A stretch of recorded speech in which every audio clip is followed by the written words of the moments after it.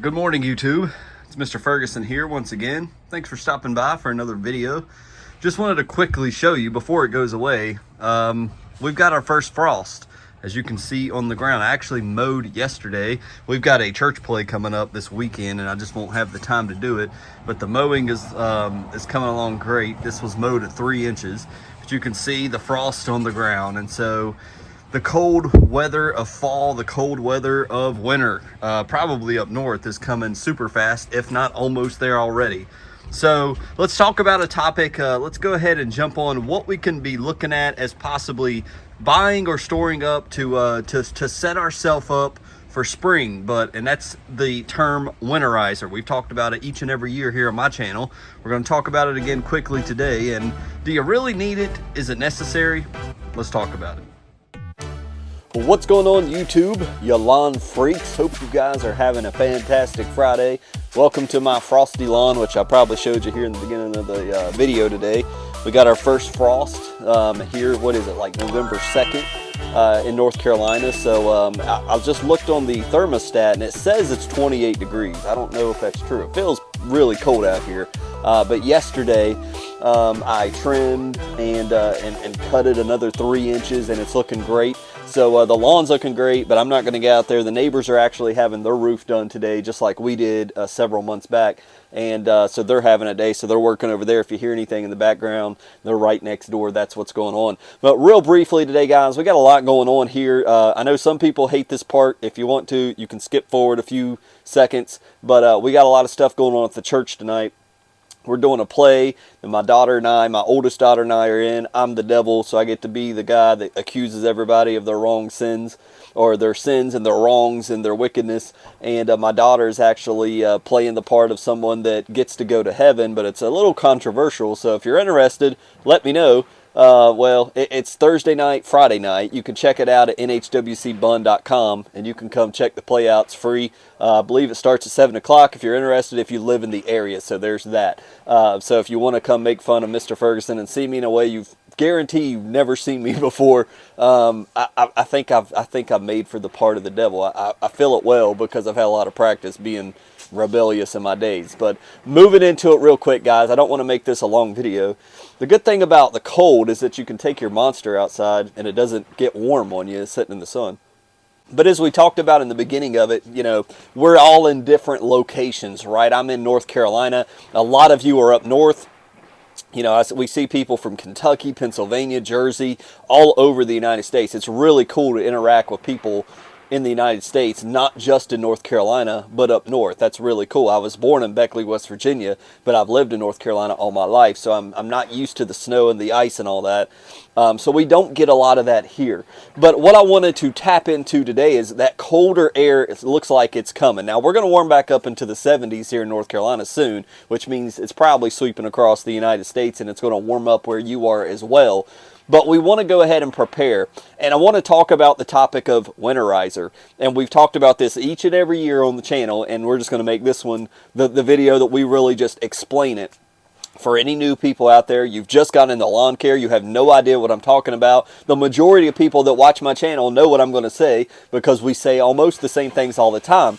And that's the cool thing about lawn care. Once you get in the rhythm, okay, we're in fall time. It's seeding, you know, aerating time, you know, all that. And when we get into winter, we're talking about slow down time. Unless you're south of me with a cool season lawn, you may be able to operate 12 months out of the year, but we do slow down for a few months here in North Carolina before things go dormant and we pick back up in the spring.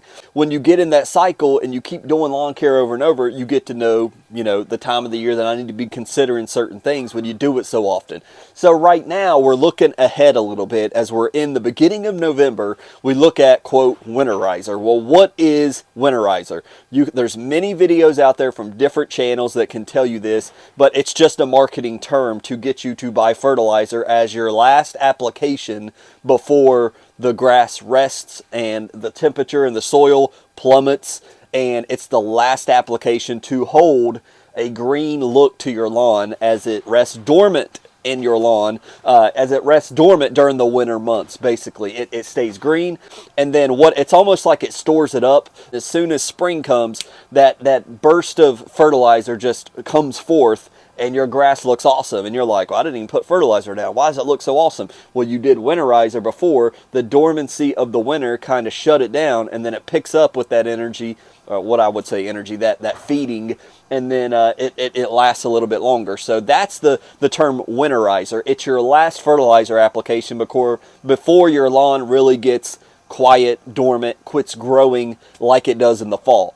Now, right now, we are nowhere near that. We're freezing now, but up until this point, my lawn has been, that urea really makes the lawn grow. And so I'm getting out here, I'm cutting it to 3 inches, and I probably broke the 1/3 rule yesterday after I cut it last Friday. So it's growing rapidly still. We'll see what happens after this frost. But there's pros and cons to winterizers, and that's what I want to talk about. And before I go there, it's really hard to nail down when you need to put that down. A lot of people may say in this comments of this video that may skip forward, Mr. Ferguson, I'm in such and such. When should I do my winterizer? I can't answer that for anybody. You got to take a guess of when you're outlooking your temperatures, like a 14-day forecast. Number one, you got to trust the meteorologist when you do that. But number two, you're taking your best guess as to when your grass is really going to slow down and stop using that fert and go dormant. It's a guess. If you guess a little early, it's not bad. If you guess late, it's not. You're just wasting the fert and throwing it on the ground. So it kind of matters depending on your budget. And is it necessary? Some people say yes. They love to do winterizer. They love to get one more app in so that it greens up and it stays looking green for a long period of time during the winter months. Some people say absolutely not. So the person that I remember specifically saying I don't like a winterizer was Ryan Knorr. I remember, I don't watch a lot of lawn care content because I'm constantly making it, and I really don't watch it a lot as much as I used to. But I remember clicking on a winterizer video, and Ryan Knorr specifically saying he doesn't like to apply a winterizer because, yes, it does exactly what we say. You put it down the ground, it uses some of that fert or that treatment or that feeding, and then the ground goes dormant. And then as soon as spring kicks in and the soil temperatures begin to come back up, it goes right back to feeding off the rest of that application, and your grass just grows astronomically fast. And he said, I hate that. He said, I don't like that personally. Yes, it's green, but then I got to get out there and start mowing immediately, and it's not always super warm. It's cool, but my grass, because of that last fert app, it's growing immediately in spring. He says, I don't like that personally. He says, I like to not do a winterizer, and then when I feel like it's ready, I like to apply my fertilizer in spring when I'm ready for it to begin growing and when I'm ready for it to begin mowing it. So that may be how some of you feel. So remember that when we're talking about winterizer apps, if you put this down and you time it properly and it carries over into the beginning of spring, when soil temperatures jump back up and it's warm again, your grass will begin to grow, feeding off that last fertilizer app. So you may have to get out there and say, oh crap, I need to cut my grass. It's looking shaggy out there. What in the world? I didn't even fertilize it well. It's from the winterizer app. So I hope that makes sense. So the last part I want to address before we get out of here is what type of fertilizer, Mr. Ferguson, is winterizer fertilizer? And the best answer I can see from all the info I've gathered is anything. Anything. If you've got, and this is what Alan Hain, I heard him say it, he recommends if you've got anything left over in your shed, if you've got some 1776 like Mr. Kevin, throw that down. If you want to do winterizer and you want to green it up just to have it green for a period of time for the winter months, then throw that down. If you have some double dark, if you have some flagship, if you have some, whatever, anything, throw that down. And it depends. If you're like, well, I don't want a sudden burst like you're talking about with Ryan Knorr. I don't want a sudden burst in spring to where I got to get out here and mow. So I don't want to do that. Well, then don't go with the super high nitrogen fertilizer.